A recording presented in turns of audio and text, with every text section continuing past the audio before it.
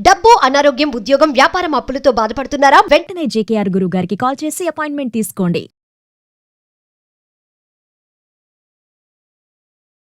నమస్తే, welcome to Suman TV. నేను మీ ప్రేమ్. ఇవాళ మనతో ఉన్నారు బ్రహ్మశ్రీ డాక్టర్ జేకేఆర్ గురువు గారు, law of attraction, money coach, skill specialist, అంతేకాకుండా సార్ ఆస్ట్రాలజీ, హస్త సాముద్రిక స్పెషలిస్ట్. ఎటువంటి డేట్ ఆఫ్ బర్త్ లేకపోయినా కూడా మీ జాతకం సార్ చూస్తారనమాట. సార్ అడిగి కొన్ని విషయాలు తెలుసుకుందాం. నమస్తే. నమస్తే. ప్రతిరోజు మనకి కావాల్సింది పదే పదే అనుకుంటూ యూనివర్స్కి రిక్వెస్ట్ చేసినట్టు లేకపోతే అడుగుతున్నట్టు ప్రతి క్షణం దాని గురించి ఆలోచిస్తుంటే జరుగుతుందనేసి అంటుంటారు సార్. అది ఎంతవరకు నిజమంటారు? నిజంగానే జరుగుతుందా సార్ అసలు అలాంటి? వాస్తవంగా జరుగుతుందండి. అది ఎలా అంటే లా ఆఫ్ అట్రాక్షన్ లో టెలిపతి అని ఒక ప్రోగ్రామింగ్ ఉంది. దాని ద్వారా యూనివర్స్ తో మనం కనెక్ట్ అవ్వచ్చు. ఎలాగూ టెలిఫోన్ లో మనం అమెరికాలో ఉన్న వాళ్ళతో కూడా ఎలా మాట్లాడుతున్నామో ఈ టెలిపతి అనే ప్రోగ్రామ్ ద్వారా ప్రతిరోజు విశ్వంతో మనం కనెక్ట్ అవ్వచ్చు. ఎలా అవ్వాలి? ఫస్ట్ మనం ఉన్న స్థితిని గుర్తించాలి. ఎలా అంటే ఫస్ట్ మీరు ఉదయం లేవగానే విశ్వాన్ని చూస్తూ, యూనివర్స్ని చూస్తూ, ప్రకృతిని చూస్తూ, ఓ అనంత విశ్వమా, నేను ఈ స్థితిలో ఉన్నాను, అందువల్లే నేను జీవితంలో ఇలా ఉండిపోయాను, ఇలా ఉండటానికి కారణం నేనే, నేను చేసుకున్న తప్పులే, ఏ జన్మలోనో చేసిన యొక్క పాపకర్మల యొక్క ఫలితంగా ఈ జన్మలో నా స్థితి ఇలా ఉంది, అందు నేను గుర్తించాను, పశ్చాత్తాపడుతున్నాను. ఇది హార్ట్ఫుల్ గా రావాలండి. మాటలు లోపల నుంచి రావాలి. మాట నోట్లోంచి రాకూడదు, హృదయంలోంచి రావాలి. ఓ అనంత విశ్వమా అనే మాట మాట్లాడేటప్పుడు మీ హృదయం కదిలిపోవాలి. ఎవరైతే న్యాచురాలిటీగా అనంత విశ్వంతో మాట్లాడతారో ఈ టెలిపతి ద్వారా ఈజీగా మీకు అమెరికాలో ఉన్నాడు ఫోన్ చేస్తే ఎలా కనెక్ట్ అయ్యాడో యూనివర్స్ మీతో కనెక్ట్ అవుతుంది. ఈ విధంగా నన్ను క్షమించు, ఐఎమ్ సారీ, నన్ను క్షమించు, ఈ స్థితికి కారణం నేనే, నేను చేసుకున్న యొక్క పాప కర్మల యొక్క ఫలితమే నేను ఇలాంటి స్థితిలో ఉన్నాను, నన్ను క్షమించు. ఇప్పుడు ఇచ్చిన ఆనందాలకి నాకు చాలా సంతోషంగా ఉంది, థ్యాంక్ యూ.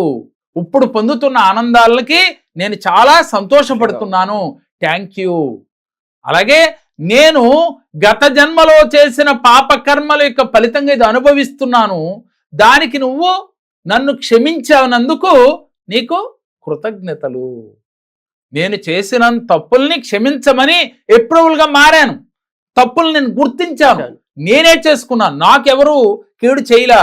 ఆ తప్పులు, ఈ పనిష్మెంట్ అనుభవించడానికి కారణం నేనే అని ఎప్పుడైతే యూనివర్స్తో మీరు మమేకమై మాట్లాడతారో ఆ తర్వాత యూనివర్స్ క్షమించినట్లుగా ఫీల్ అయ్యి అందుకు నీకు కృతజ్ఞతలు, క్షమించినందుకు కృతజ్ఞతలు.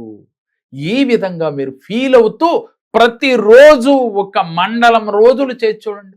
మీకు దేవుడి దగ్గర కూర్చుని కొంతమంది ఫోటో ముందు మొర పెట్టుకుంటూ ఉంటారు, కానీ కొన్నిసార్లు ఆ మొర ఆలకిస్తూ ఉంటారు, కొన్నిసార్లు ఆలకించట్లేదు, ఎన్ని మొర పెట్టుకున్నా మా మాట వింటలేదు అని చెప్తుంటారు.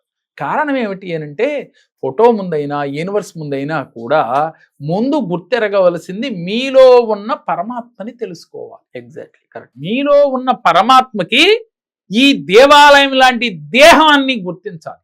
ఈ దేహాన్ని పరిశుభ్రంగా ఉంచుకోవాలి, ఆరోగ్యంగా ఉంచుకోవాలి. ఎలాంటి ఆహారం తింటున్నావు రోజు?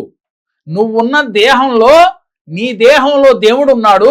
ఆ దేవుడు ఉన్నప్పుడు నువ్వు ఎలాంటి ఆహారాన్ని ఈ గుడిలోకి పంపిస్తూ ఉన్నావు అనేది గుర్తెరిగి నువ్వు సాత్విక ఆహారాన్ని తీసుకుంటే నీ ఆలోచనలు సాత్వికంగా ఉంటాయి. ఎప్పుడైతే సాత్వికంగా ఉంటున్నాయో నీ పనులు కూడా సాత్వికంగా ఉంటాయి. ఎప్పుడైతే నీ పనులు సాత్వికంగా ఉంటాయో నీవు ప్రతి సెకను కూడా నువ్వు యూనివర్స్తో మమేకమవగలుగుతావు. ఎప్పుడైతే నీలో పశ్చాత్తాప భావం కలిగిందో, యూనివర్స్ ఉంది, భగవంతుడు ఉన్నాడని నువ్వు దృఢంగా నమ్మావో, నీ మనస్సు లోతుల్లోంచి నువ్వు యూనివర్స్కి, భగవంతుడికి అప్పీల్ చేసుకుంటావు, శరణాగతుడు అవుతావు.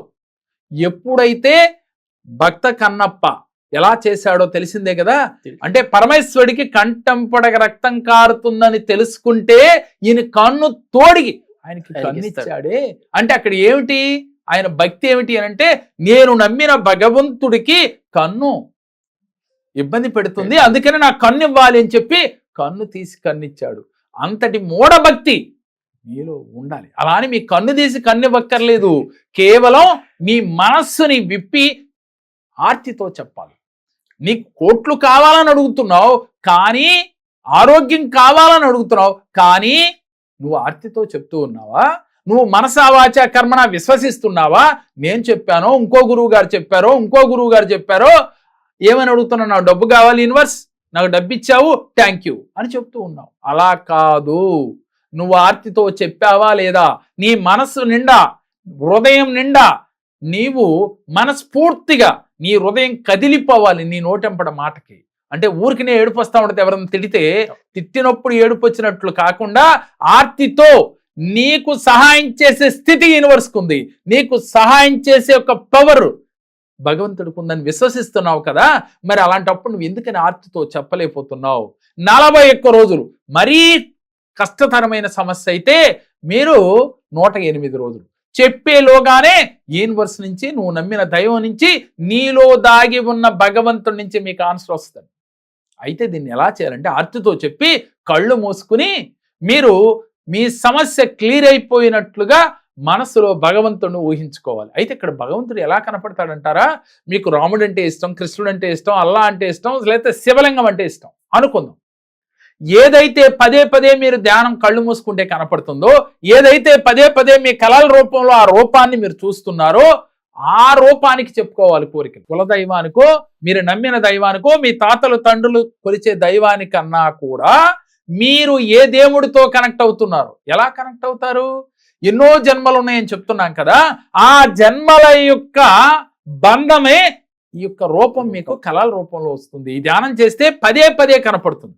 ఏదో ఈ రోజు నాకు శివలింగం కనపడింది అలా కాదు, 10 సార్లు 11 సార్లు మీరు ఎప్పుడు చూసినా అదే రూపం మీకు పదే పదే వస్తుంటే, అమ్మవారి రూపం కావచ్చు, విష్ణువు కావచ్చు, రాముడు కావచ్చు, కృష్ణుడు కావచ్చు, ఆ రూపం పదే పదే వస్తుంటే ఆ రూపానికి మీరు సంకల్పాలు చెప్పుకోవాలి, యూనివర్స్కి చెప్పుకోవాలి. ఆర్తితో నన్ను నువ్వే ఈ కష్టం నుంచి బయటపడేశావు, థ్యాంక్ యూ, కృతజ్ఞతలు అని చెప్పాలి.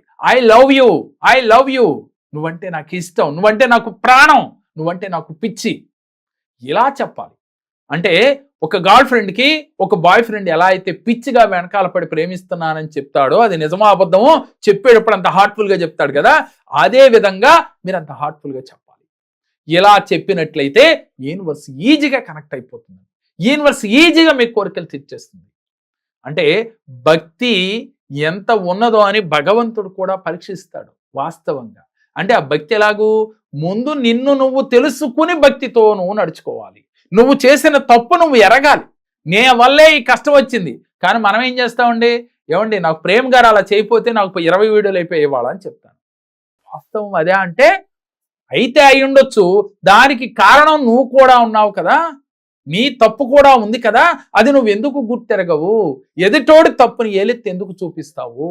అది మానిన రోజు నీ తప్పును గుర్తించి నీ తప్పు గురించి పశ్చాత్తాపడితే, నా తప్పు వల్ల ఇలా జరిగింది అని నువ్వు గుర్తించి నువ్వు శరణాగతుడు అయితే, ఈ విధంగా యూనివర్స్ని, ఓ విశ్వమా నేను కోరింది నువ్వు ఇచ్చినందుకు నీకు కృతజ్ఞతలు, ఓ అనంత విశ్వమా నేను చాలా శక్తివంతుణ్ణి, నేను చాలా ధైర్యవంతుణ్ణి, నేను ఏదైనా సాధించగలను, నేను చాలా గొప్పవాడిని, ఇలా పాజిటివ్ వర్డ్స్ ప్రతినిత్యం చెప్తూ ఉంటారు, హార్ట్ఫుల్గా చెప్తూ ఉన్నారు.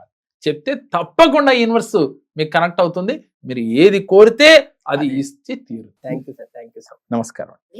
మా పాప వివాహ సంబంధం గురించి జేకే సార్ గారి దగ్గరికి వచ్చాము. ఆయన చెప్పిన రెమెడీస్ మంత్రాలు మేము ఉపయోగించాము. 3 నెలల లోపల అనుకున్న సంబంధం కన్నా ఒక గొప్ప సంబంధం రాగలిగింది. 3 నెలల లోపల మా సమస్యలన్నీ పరిష్కారం అయ్యి ఒక మంచి సంబంధం వచ్చి నేను అనుకున్న స్థాయి కన్నా మంచిగా చేయగలిగాను.